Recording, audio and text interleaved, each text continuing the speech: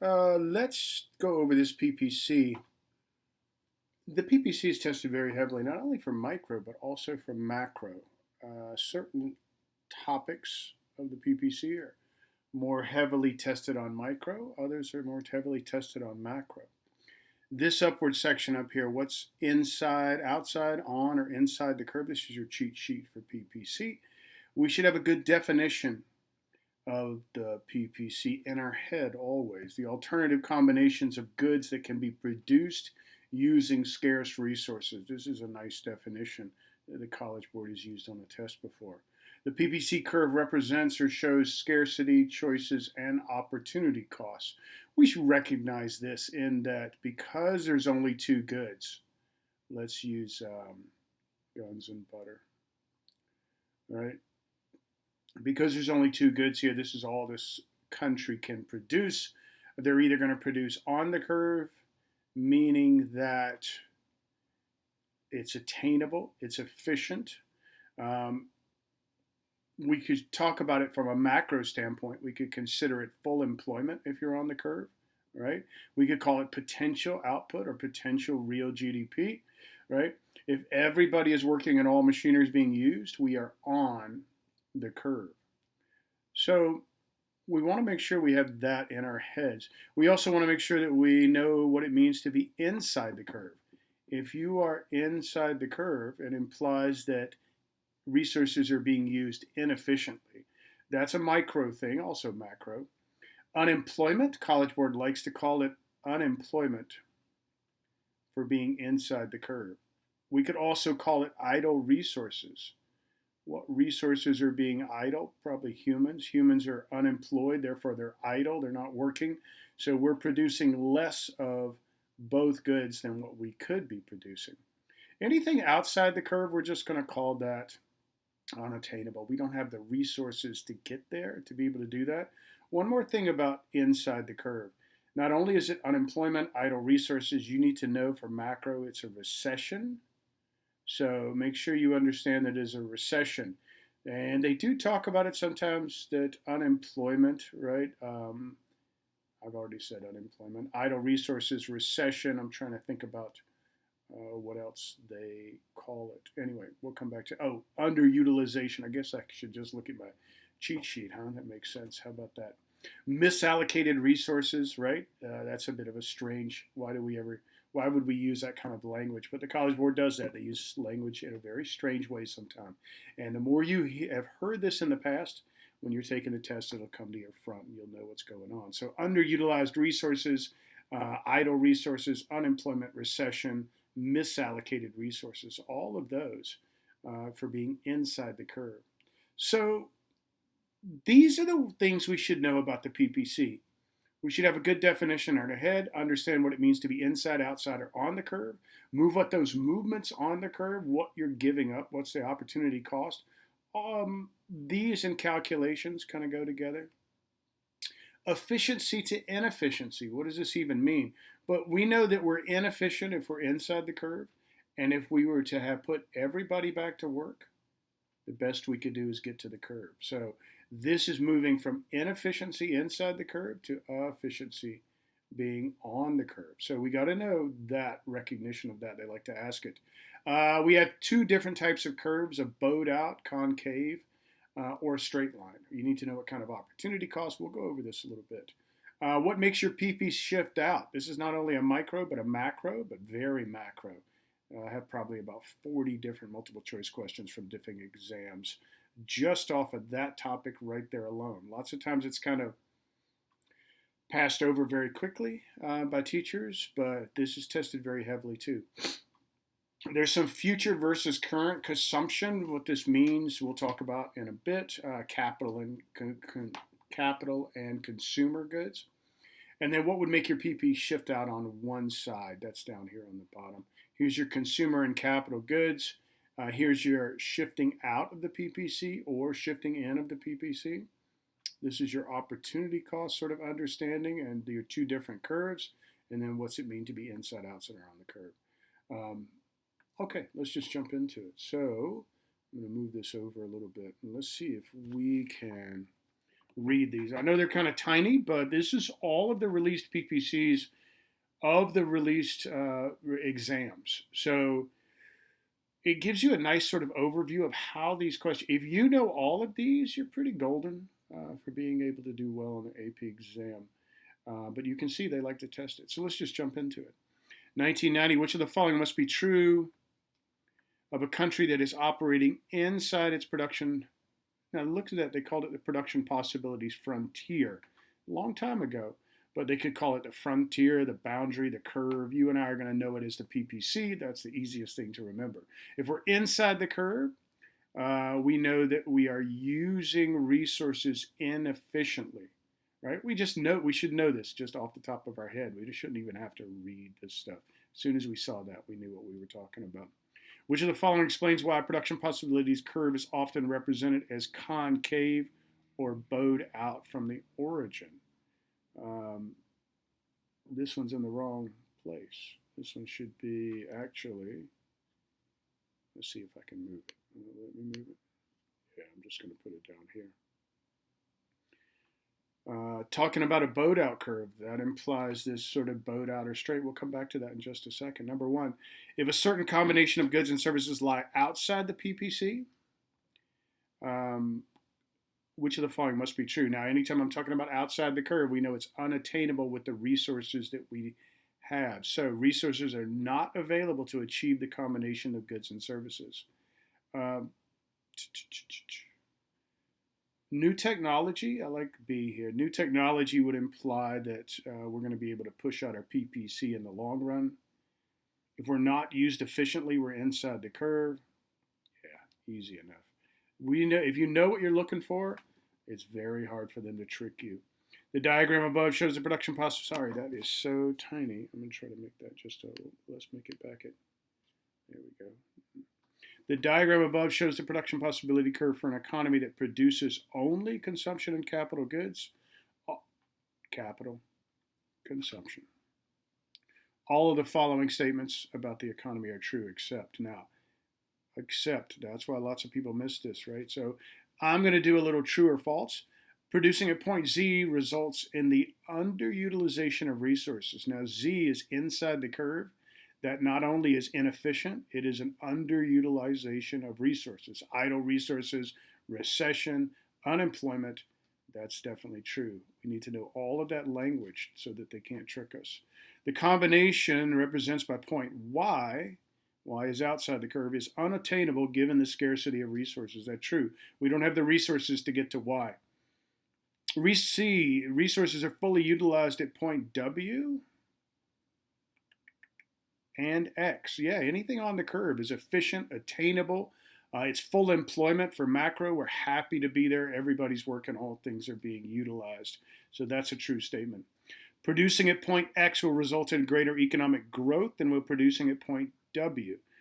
This isn't, what do you think?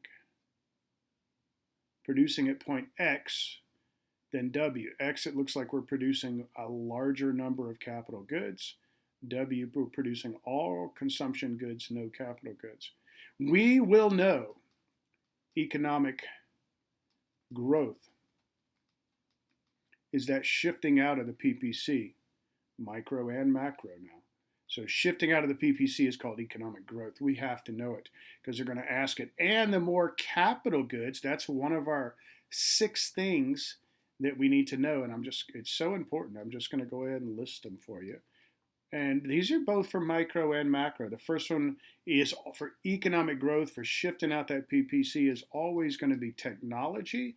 And we're going to put technology and productivity, if I could spell it correctly, productivity together. Because think about that. The more technology we have, the more productive workers are. Both of these are going to shift out our PPC. More trade. That's the whole reason why you do the absolute and comparative advantage, to know that by specializing and trading with another country, you can shift out your PPC. More resources. Find 1 billion barrels of oil under North Dakota, we can produce more stuff, right? So more resources, more trade, more tech and productivity, more labor force participation rate. More people choosing to work means we can have more growth, right? There are a lot of these tested for macro. This is the big one for micro, is tech and productivity, along with, this is human capital. Human capital is your skills, your training, your education, anything that makes you a more productive worker. Then that would be your human capital. Capital good pushes out the PPC. We tend to think a smarter population can produce more stuff. And the last one is just tends to be what we call capital formation. Now, they could call it capital formation. They can call it physical capital, right? Meaning, and we should just know what this is. This is machinery, tools, equipment, factories, right? It sometimes the College Board doesn't, but sometimes teachers like to get tricky about this. And I just want to clear up the idea between what is a capital good and what is a consumer good. And we'll talk about it a little bit more later. But a consumer good is like if I buy a spoon for my house. A spoon for my house is something that I use for my own consumption. It is a consumer good. A capital good could be the same spoon, though, bought for my restaurant. So if I buy the same spoon and I own a restaurant, I'm using that spoon to provide meals to people, right? So that spoon now became a capital good. So it's about how it's used. If it's used to produce consumer goods, it's a capital good. If I buy a tractor, I live in Arizona, if I buy a tractor and put it out in front of my driveway, trying to be all kitschy and stuff, right? Like, ooh, look at my tractor. But I don't ever use it. It's just like a lawn ornament. Well, that's not a capital good. It's a consumer good. I used it just to, let people know where my driveway is, right? If I had a tractor and I used it to actually produce farm stuff, well, then it would be considered a capital good. So not so much about what it is as to how it's used, I think, is the difference there. Anyway, all 6 of these, you better just know these at the top of your head when you're talking about shifting out that PPC. It could be shifted into, and we'll talk more about that later, but that would be something like, they don't tend to use the opposites of these, even though I do have one question where they talk about the quality of human capital is degraded or something like that. I don't know what that means. People get more stupid or something. I guess that could happen, but tends not to. We tend to get smarter and smarter. At least I'd like to think so, as time moves forward. So capital formation, physical capital, equipment, machinery, tools, and have this all in your head. But what we should just know is economic growth definitely is promoted by more capital goods. So D is also a true statement. E says point X represents the most efficient combination of the two goods that can be produced by this economy. X. Now, X and W are both on the curve. They are both equally efficient. Society would be happy as X as they would be at W, right? Lots of times people want to say, oh, someplace in the middle is the best place. There is no best place. There is no most good place. However you want to say it, it doesn't happen. Society chooses where we are, and it's equally happy as there, as it is there, as it is there. So this is what makes this, and it's very subtle, but this is what makes this question a false statement, right? And our answer is that X is not most efficient. Neither is W. They are both equally efficient. All right. A lot of stuff here for PPC, but we'll get to it all. See if we can make sense of it. 61, which of the following is true of an economy with the production possibility frontier? Notice they call it frontier again, a long time ago. Shown above. Point Q is attainable but undesirable. Q is outside the curve. It is not attainable. We know we do not have the resources, so that doesn't make any sense. Point R is unattainable but desirable. R is inside the curve. Again, you should have that definition in your head. Inefficient, recession, idle resources, unemployment. That doesn't make any sense. A technological improvement in the production of watches would move the economy from point T to point P. Which side is watches? Hell, I can barely read it. Oh, this is shoes, so this must be watches. Recognize that if there was technology production in only one side, if this is watches, and this is shoes, only one side of the PPC, I did that very badly, but you see the point. If there's technology on one side, it's going to shift out the PPC curve just on that side.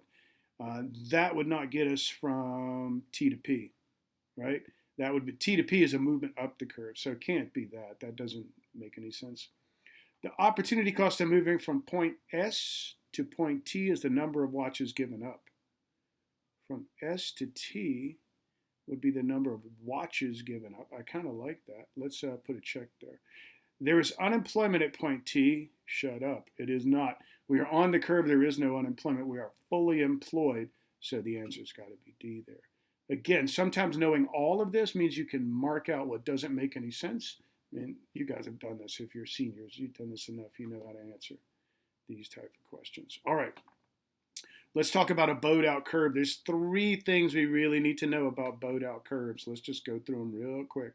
One is anytime we see it, we know that it has increasing opportunity cost. To be compared with a straight line curve, or maybe a linear curve if they're trying to be, right? This linear. This could be a linear straight line. It has constant opportunity cost. All right. This is bowed out. We could say it's concave, right? Concave to the origin. Increasing constant opportunity cost. Why am I having a brain fart? The resources are very different. They could say the resources are not adaptable, is the way they've talked about it. We'll see it in just a second.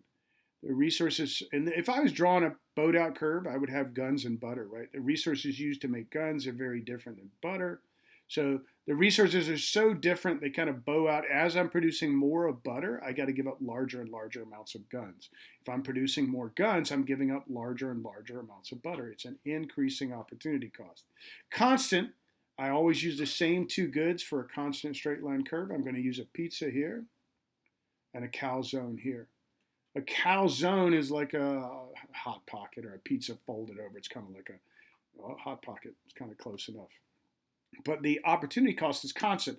The resources used in a pizza, bread, salsa, or sauce, cheese, etc., are the same things that are used at a calzone, right? So I can easily give up one pizza and get one more calzone. I give up another pizza, I get another calzone. I give up another pizza, I get another calzone. Constant opportunity cost. The resources are substitutable or similar or easily adaptable, something like that, right? So we need to know that. Let's jump into these and see if we can make sense of these. A straight line PPC for an economy with a straight line production possibility curve. Which of the following must be true? The opportunity cost of producing another unit is constant. It is a straight line. We should know just immediately that it has a constant opportunity cost. Resources are completely adaptable to alternative uses. Substitutable, adaptable, meaning that they are easily changed from one good to the other. Resources are used efficiently. Now, what must be true? If I'm drawing a straight line curve, that does not have to be true. Because what if I'm inside the curve? Are my resources being used efficiently? No, they're not. They're inefficient. So just 1 and 2. I hope that made sense. Let's look at 26 here. Which of the following best explains the shape of the PPC for the 2 commodities economy shown above? Well, first thing I know is it's bowed out. So I know resources are not easily adaptable, right? I also know that it is increasing opportunity cost. Right? Those are the first 2 things that come to mind. So that's what I'm going to look for. The opportunity cost of producing an additional unit of each commodity stays the same. All right, this is just definitional. So we're going to cut to the chase here. The opportunity cost of producing an additional unit of each commodity increases as the production of the commodity expands. As I produce more guns, I've got to give up larger and larger amounts of butter. As I produce more butter, I've got to give up larger and larger amounts of guns. So this is just about knowing the definition. This is all about supply and demand here. And here they're just playing word games. All right, for an economy with a straight line production or PPC, which of the following must be true? Straight line now. First thing I think about, easily adaptable resources or brain fart. That's what happens when you get old. Your brain gets smaller. Constant opportunity cost, right? Constant opportunity cost. Resources are completely adaptable.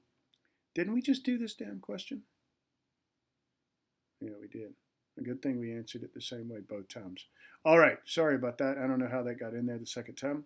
17, if resources were perfectly, hopefully you saw it right away, and you weren't like me.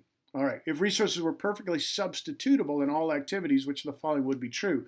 Soon as I knew substitutable, resources being substitutable, I know we're talking about a straight line curve, right? Constant opportunity cost. The PPC curve is bowed out, indicating increasing opportunity cost because, well, how about this? Imperfect adaptability of resources to alternative uses, right? What I would suggest is you doing all of these with me and then going back and doing these one at a time by yourself. Just stopping them, reading them, looking at them before I answer it. Make sure you can recognize, because lots of times it's just recognition. They ask to say lots of the same things year after year after year. So we know what they're going to ask. We just need to have it in our brain. Which of the following explains why a PPC curve is often represented as concave or bowed out? How about increasing opportunity cost? I like better that the reason it's bowed out is because of the different resources. The resources are vastly different or unsubstitutable or whatever. To me, that's more of a basic understanding. And this increasing opportunity comes from that. Obviously, we're just kind of confusing the issue a little bit there. All right. Let's go back up here and talk about what shifts out that PPC curve. Again, know these 6 things, have them someplace, and then write them down, and you should just be able to come up with these 6 things off the top of your head. This population here could be labor force participation rate if you've done unemployment for macro. More people, we think of people as a resource, so population's not used quite as much, but labor force participation rate is always used. So we need to know all of these 6. Let's see if we can do them. 16, an outward shift in the PPC can be caused by an increase in, well, an increase in unemployment would move us in the curve. These 3 don't even make it to the PPC. We're not ever going to talk about prices. We can talk about economic growth, but we're never going to refer to it as output or demand. Labor force. That's the big thing. More people working, choosing to work, it means more growth. All right, 46. Economic growth can be depicted using a PPC by which of the following? We just need to know this is an outward shift of the curve. As soon as we saw economic growth, we were talking about an outward shift of our PPC. Moving from inside to the curve, if we have unemployment and everybody goes back to work, the best we can do is get to the curve. Lots of times this is confusing to people because they'll say something like, we're inside the curve and then everybody goes back to work or there's no unemployment. Did it shift out the PPC? It does not. If everybody goes back to work, the best we can do is get to the curve. A rightward shift, though, as soon as we saw economic growth, that's our phrase for knowing that it's a shift out. All right, look at number 1. Which of the following would cause the PPC to shift outward? I like it. Reopening steel plants that has been closed. So if we're inside the curve because these steel plants are closed down, if everybody goes back to work, if we rehire all of our laid off steel workers or we open those steel plants, all we're doing is putting resources back to work. The best we can do is get to there. Those won't do it. Using machinery for missile production instead of steel production? Well, if I'm making more missiles instead of steel, all I'm doing is moving resources over. So I'm moving up the curve or down the curve for both of these 2, right? Moving up and down the curve does not shift, right? All we're doing is using resources for one and moving them to the other.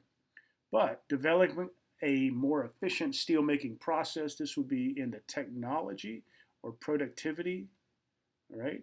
So this is definitely what would shift out our whole PPC. All right, changes in which of the factors would affect the growth of an economy, economic growth, right? Quantity and quality of human and natural resources. So either more resources or quality of human, that's that human capital, right? More human resources, any of these would give us that bump. Amount of capital goods, right? So the more capital goods that we produce, machinery, equipment, technology, we can have more growth in an economy, and obviously technology. So 1, 2, and 3, easy enough. Number 17, a country can consume beyond its PPC when, well, I like, you can, and when they say consume beyond its PPC, we should recognize that that means consuming outside the curve, or somehow we're shifting our curve out. Now, these are two different, this is the best I can do in the short run is get to right there. This is more of a long run growth scenario. I'm moving from the short run to the long run, right? So just producing more of one good or the other would just move us up and down. That would not get us to consume. But trading, that's usually number 2 out of those 6 things. Trade is one of the things that can get us to shift our PPC out, or you should have this written down somewhere. Consume beyond its PPC. I've seen that phrase a lot. Which of the following best describes human capital? As soon as I hear human capital, I think skills, education, training, anything that makes you a more productive worker. So training and education of workers. This is a macro thing, but this is tested a lot. I swear I have 30 or 40 questions just on human capital. Economic growth is best defined, and they're all the same questions, just over and over and over and over again. They test it a lot. Economic growth, we know what it is, that shifting out of the PPC curve, is best defined as a decrease in unemployment. Remember, a decrease in unemployment, the best that could do is get you to the curve. I know I say that a lot, and I need to, because they try to trick us with that. And lots of people think, oh, if everybody goes back to work, we can shift out our PPC. We can't. The best we can do is get to the curve. Increase in labor force. More population, more labor force participation rate. And this is definitely a macro thing, not a micro. So if you're micro, don't worry too much about seeing about labor force participation. Which of the following most likely stimulate economic growth? Technology, productivity. We see it, we know what we're looking for, we can find it right away. We don't have to even spend too much time there. 42. Which of the following would best explain an inward shift? Now, they all only have 1 or 2 inward shifts of the curve. Oh, look at this. This is the one I was talking about before. A decrease in the quantity of inputs required to a decrease in the quantity required to produce. That would actually be a good thing. Does that make sense why that would be a good thing? That would be an outward shift, not an inward shift. If it takes less inputs to produce one output, think of comparative advantage. This is a good thing, right? That if we can use less stuff to make the same thing, we become more technologically advanced. But a decrease in the quality of human capital, I guess people have somehow gotten dumber. Anyway, I don't like that question. There's another inward shift to the PPC, which is called, and the answer was like a natural disaster. I like that better. Anything war, disease, pestilence, natural disasters. Obviously, war destroys people, etc., etc. Any kind of those things would, anything that destroys capital would shift our curve in. All right, let's run away from that. You guys are doing great. I know it's a lot of stuff for the PPC, almost there. All right, calculations, just know how to figure out. The College Board always wants to know about opportunity cost, what's being given up. So 17 says the graph above shows that economies, 1995 by the way, PPC, or they call it a frontier again, for the production of 2 goods, X and Y, assume the economy is currently at B, and it now moves to C. We moved from B to C. What we should recognize is when we move from B to C, we are giving up HG. We are gaining EF, but nobody ever cares about what we gain. What they always care about is what's given up. What's the opportunity cost? You should recognize both of these, right? That if I'm moving from B to C, I'm giving up HG. If I'm moving from C to B, I'm giving up FE or EF or whatever they want to call it. This time we know it's an HG kind of understanding. Not a lot of variables being used for these. Most of the time it's just numbers here, which I find makes it easier for me. I'm a simple guy. 2005, according to the graph above, if a country is currently producing at point X, the opportunity cost of producing another consumer good is. Now, recognize what they just did. We moved from X we were producing 3 consumer goods. You have to be able to read these graphs, right? Capital goods up here, consumers goods. And it says the opportunity cost of producing another consumer good. So if we're at 3 at X and we produce 1 more consumer good, now we're at 4. And they asked what the opportunity cost was. Now, we know we gained 1 consumer good, but what we lost are these 20 capital goods. Hopefully we can see what happened, right? And remember, look at the relationship of what they're telling us. They could have easily said go from X to Z, but they wanted to be a little tricky. Don't let them trick you, right? We were at 3 consumer goods and wanted 1 more consumer. Boom, we moved to 4. We give up those 20. Nicely done. All right, let's look at number 16 and 17. If 2 coats are currently being produced, the opportunity cost of producing a 3rd coat. Now, this is kind of like the other one. At 2 coats being produced, we're on the curve right there. We can see 85 belts are being produced. But if we produce 1 more coat, we're here. Now we went down to 70 belts, and we got that extra coat. We lost 15 belts. Can we see that? You should be able to see that by now. All right, number 17 is a little tricky. The best combination of belts and coats for this economy to produce is now the best economy. And this is where I wanted to make that point, is lots of people look at this question and they go, oh, it's got to be here because it's in between the 2 goods being produced. Well, no, this is efficient as this. This is efficient as this. They're all attainable. We're all happy to be at any place on the curve. Now, look at the questions they gave you. A was 95 and 1, right? B was 85 and 2. C was 70 and 3. And then we had 40 and 4. All of these points they gave you were on the curve. They're equally, there is no best, right, combination of belts and coats. We can't know that. Indeterminate, right? A little bit tricky there. I don't like the way they did that, the jerks, but they are jerks.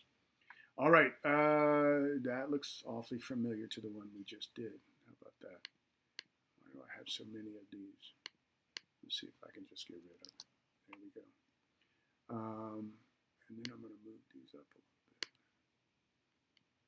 This is a long video, but this is important. You have to know the PPC, both micro and macro. It's tested very heavily.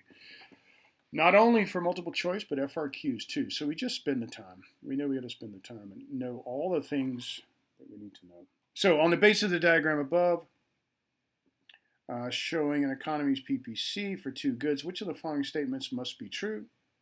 The opportunity cost of moving from point P to R is 10 units of Y. So if we're at P, move to R, what did we give up of Y? We went from 30 to 20, we gave up 10 units of Y. That's a true statement. Number 2, the opportunity cost of moving from point R to point P is 8 units of X. So now we're moving the opposite way. We're going from R to P. Well, is it 8 units of X that we're giving up? Stop it, take a look, see if you can figure it out. At R, we're making 21 of X, and then at P, we're making 13 of X. So we definitely gave up 8. Number 3, the opportunity cost of moving from point Q to point R is 0 units of Y. Again, that's fairly tricky. We're at Q, we moved to R, we gained those 8 units of X. But did we give up anything of Y? Did we lose any Y? We're still producing 20. So this one is a true statement also, right? Something always has to be given up when we make a choice. But in this situation, no Y was given up. So we know it's got to be a true statement. So it's got to be 1, 2, and 3. Absolutely. Number 2, let's look at it. According to the graph above, if a country is currently producing at point X, the opportunity cost of producing another... Okay, didn't we already do this one again? How many times, Charles, do you want to do this one? Yeah, we already did that one. That's fine. 20 capital goods. No one be able to do them. Do them again and again. Take some of these, take pictures of them, put them somewhere, and then every month you should go back and do each of the different sections. Make sure you understand. Keep those definitions fresh in your head. I know that's a lot to ask for, but I'm still going to ask. If the economy is currently producing 10 units of good A and 90 units of good B, the opportunity cost of increasing the production of good A, so we're increasing the production of good A, from 10 units to 20 units is how many units of good B. So we've got 100 and 100. We know because it's a straight line that it's a constant opportunity cost, right? So if I give up 10 units of B, I've got to have 10 units of A. If I give up another 10 units, I got to get another 10 units of A. So for every 10 units I give up of B, I get 10 units of A. Our opportunity cost here has, because it's a straight line, it lets us know it's constant. If I give up 10 units and I go to 90, I had to gain 10 units of A. Hopefully that makes sense. Yeah, there we go. Absolutely. So this should make sense. The language is a little bit different, but read it and see if you can make sense of it. All right. Last one on the calculations. Again, this one confuses people because they're not used to sort of recognizing what's going on here. But we have some kind of curve, doesn't matter. Let's call x is at 1,000. At 1,000, there's 0 units of y. Can we see that? If this is y here, at 1,000x, there's 0 y. Obviously at 990, let's call that 9, oops, that's probably not quite right, but I'm just going to leave it. At 990, there's 100 units here. At 980, there's 200. Now you can see this isn't going to work if I kept going because it doesn't make a lot of sense. But the easiest way to do these is just go the opportunity cost of increasing the production of good Y from 0 to 200. Go from 0 to 200 and recognize that you're doing the same thing there. You're producing 200 of Y, you're producing 980. I gave up 20 units of X. Can we see how we did that? Once you know this kind of strategy or this kind of structure of the question, these are very easy just to draw and make sure you can recognize them. The first time you see them, though, may be a little confusing. All right, future versus current consumption. Understand, again, this goes back to recognizing that if we produce more capital goods,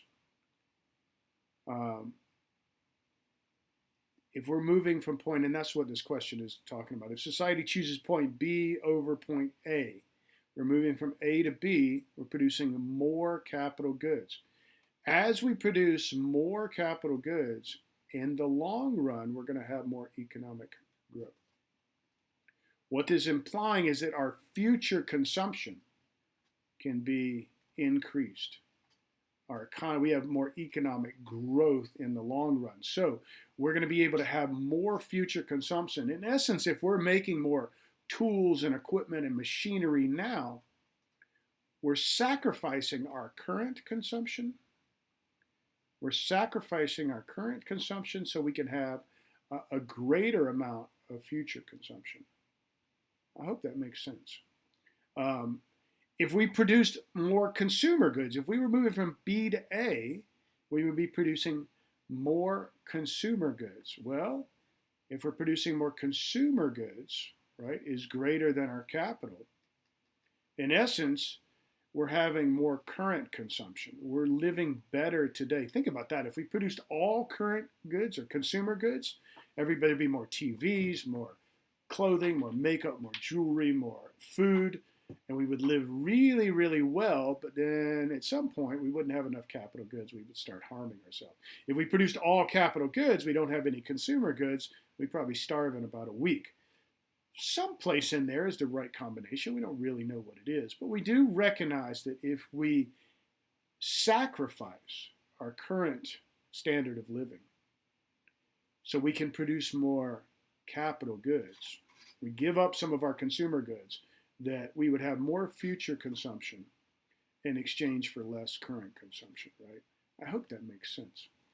All right, last sort of thing. I don't have any questions about that shifting out. This is mostly maybe an FRQ. I've seen it on a couple of FRQs. Not talked about very often. Maybe 2 FRQs at the most. Never seen any multiple choice questions on it. But we should recognize, we kind of talked about it earlier. Technology has improved only in one area, just on the gun side. well, then that PPC would shift out over there. If there was more technological improvement on the butter side, for whatever reason, they found a new way to make butter, our PPC would shift out on that side. All right, guys, I'm going to stop there. That was the whole PPC. Released multiple choice questions. There are a number of FRQs. All right, take care, be safe, keep working hard. You guys are doing great.